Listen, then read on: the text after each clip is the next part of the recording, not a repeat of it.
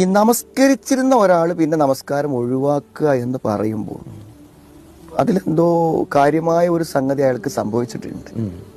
ഒരു പക്ഷേ തൻ്റെ വിശ്വാസത്തിൽ എന്തെങ്കിലും ഒരു കുറവ് വന്നിട്ടുണ്ടായിരിക്കണം, അതല്ലെങ്കിൽ വേറെ എന്തെങ്കിലും മനസാക്ഷിക്ക് യോജിക്കാത്ത എന്തെങ്കിലും പ്രവർത്തനങ്ങളിൽ അയാൾ തെറ്റുകളിൽ അയാൾ ഇൻവോൾവ് ആണെങ്കിൽ എന്ത് ചെയ്യും, സ്വാഭാവികമായിട്ടും അയാൾക്ക് ഇതിനോട് നീതി പുലർത്താൻ കഴിയില്ല. അപ്പോൾ അതെന്താണെന്ന് പരിശോധിക്കണം. അയാളൊരു അവിശ്വാസി എന്നുള്ള നിലക്ക് ധിക്കാരപൂർവ്വം നമസ്കാരം ഒഴിവാക്കുകയാണെങ്കിൽ ഒരു മുസ്ലിം സ്ത്രീക്ക് അവരെ കൂടെ ജീവിക്കുന്നതിന് ഇസ്ലാമികമായ ചില തടസ്സങ്ങൾ ഉണ്ടല്ലോ. അപ്പൊ ആ നിലക്ക് സാധാരണ ഇങ്ങനത്തെ സഹോദരിമാരൊക്കെ ചെയ്യേണ്ടത് എന്താ വെച്ചാൽ ഇവരോട് തെറ്റാനും പിണങ്ങാനൊന്നും നിൽക്കണ്ട. തൽക്കാലം ഇവർക്ക് സുരക്ഷിതമായ അവിടെ വീടോ അല്ലെങ്കിൽ ആങ്ങളമാരുടെ വീടോ ഒക്കെ ഉണ്ടെങ്കിൽ എന്ത് ചെയ്യാം, തൽക്കാലം പോവുക. എന്നിട്ട് ഇവരോട് പറയാൻ നിസ്കരിക്കാത്ത ഒരാളുടെ കൂടെ ജീവിക്കാൻ പറ്റൂല്ലേ എന്നുള്ള കാര്യത്തിൽ എനിക്കൊരു ചെറിയ സംശയമുണ്ട്.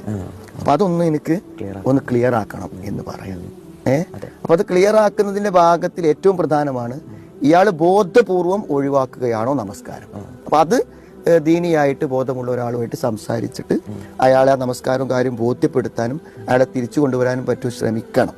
അപ്പൊ അതിന് അവൻ പൊതുവെ അവർ വിട്ടു നിൽക്കുമ്പോൾ തന്നെ ഇവരെന്ത് ചെയ്യും, ഒരു തീരുമാനം ഉണ്ടാക്കാൻ നിർബന്ധിതയാകും.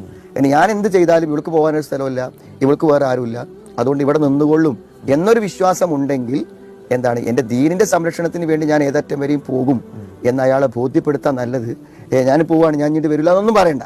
തൽക്കാലം എന്ത് ചെയ്യാണ്, ഈ വിഷയത്തിൽ നിങ്ങളെ കൂടെ നിൽക്കുന്നിടത്ത് എനിക്ക് ചെറിയൊരു സംശയമുണ്ട്, അതുകൊണ്ട് അതിൽ ആധികാരികമായൊരു മറുപടി കിട്ടുന്നത് വരെ ഞാൻ വീട്ടിലൊന്ന് പോയി നിൽക്കുന്നുണ്ട് എന്ന് പറയുമ്പോൾ അത് തീരുമാനമാവാനും അയാളെ കാഴ്ചപ്പാട് എന്താണെന്നുള്ളതും അയാൾ എന്തുകൊണ്ട് നിസ്കാരം നിർത്തി എന്നുള്ളതൊക്കെ അപ്പോൾ മനസ്സിലാവും.